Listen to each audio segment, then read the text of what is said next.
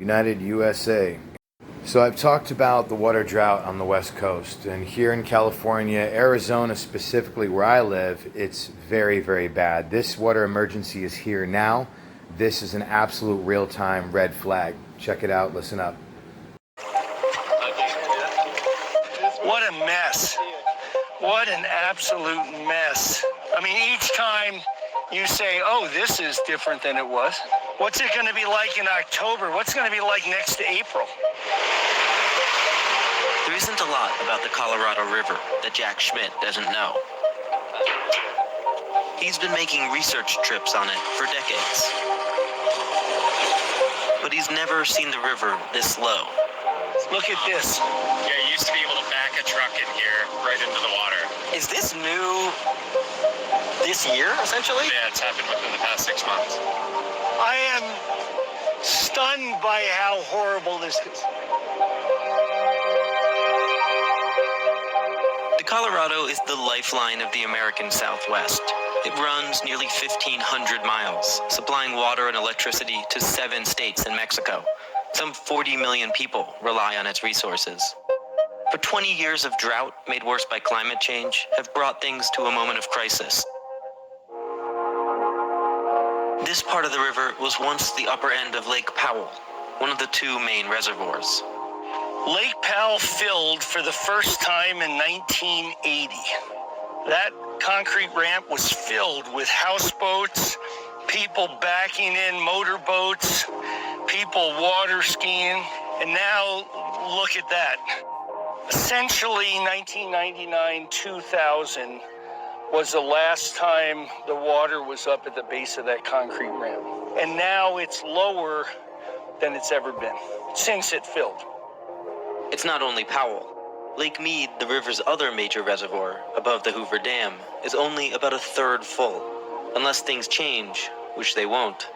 This month, officials will declare a Tier 1 shortage for the first time ever. That means next year, major cutbacks are coming, starting with Arizona farmers. When that happens, a lot of farms will look like Nancy Kaywood's.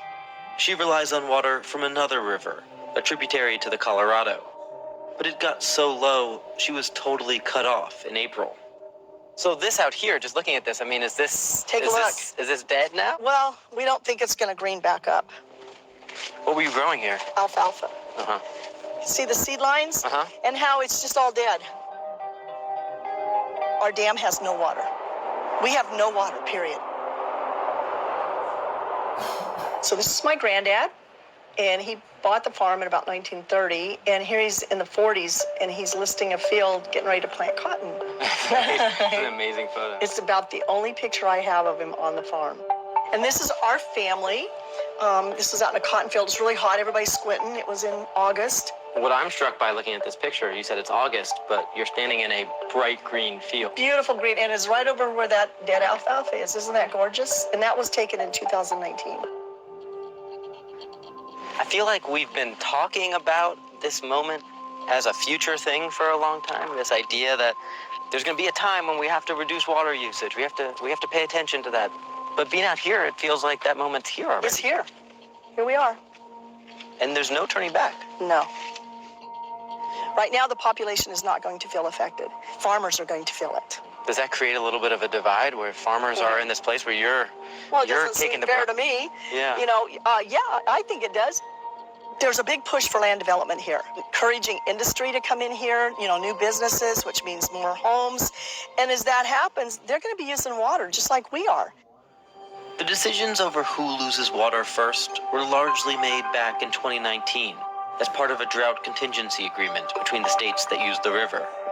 It took 6 years to work out and was set to expire in 7.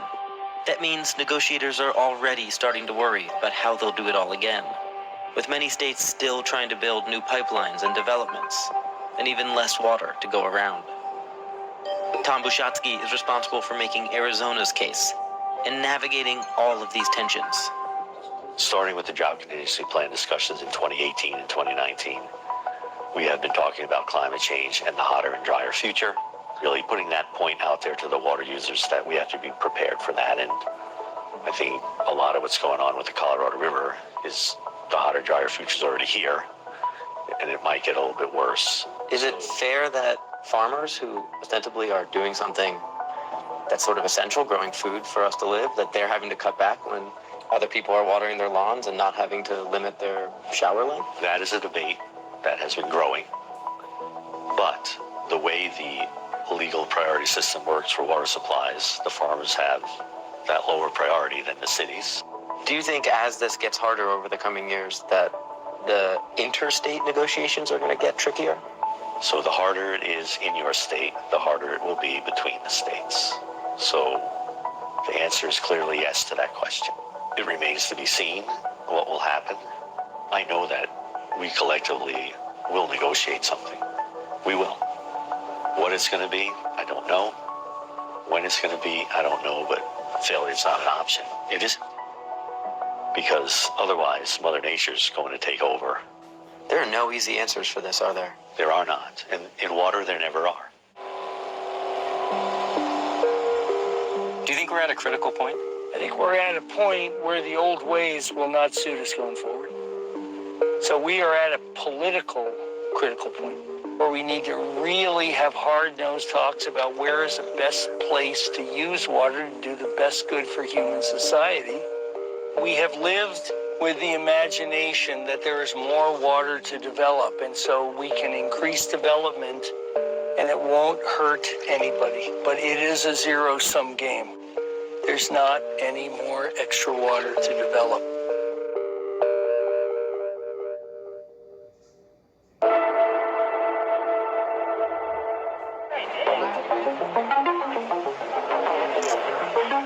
Hoover Dam was the first major dam of its kind that was built, and at the time it was built, it was the largest in the world. It impounded Lake Mead, and downstream agriculture was the primary reason that it was built. We just recently passed a historic low in Lake Mead. It's now at the lowest level that it's been since it filled in the 1930s. In 2000, Lake Mead was at about 95%, which was about 15 feet below that walkway right now. This 20 so years ago? 2000. Wow, that's kind of impossible to picture right now, standing here. It's dramatic. Do you expect it'll get back to that point? We need at least 4 more years of consecutive good runoff into the upper basin, good snowpack, for the reservoirs to be able to rebound completely. Can you talk me through what these structures are? These are intake towers. Water goes in, spins a turbine, which spins a generator and creates hydropower, which goes out to all of these power lines that you see. That's how Las Vegas is lit up at night. Las Vegas is lit up at night, and Arizona and California also receive power from Hoover Dam.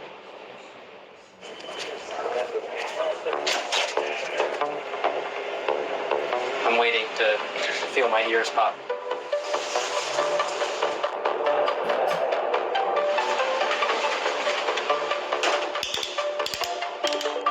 We produce our own power. These are little generators. There's one on the Nevada side too, and this is the power for the dam itself. For the dam itself. The way it works, as the reservoir level is high, there's more pressure pushing the water in to the pipes, to the turbines. As it lowers, there's less pressure.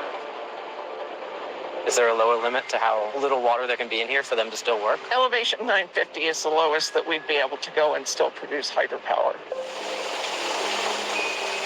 The water level at Lake Mead is currently around 1,067 feet.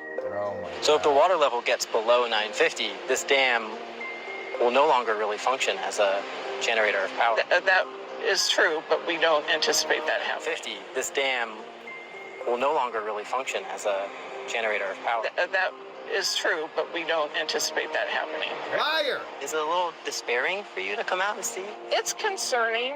I mean, all of us are concerned. But I also have a lot of faith in the people that are working on the problem.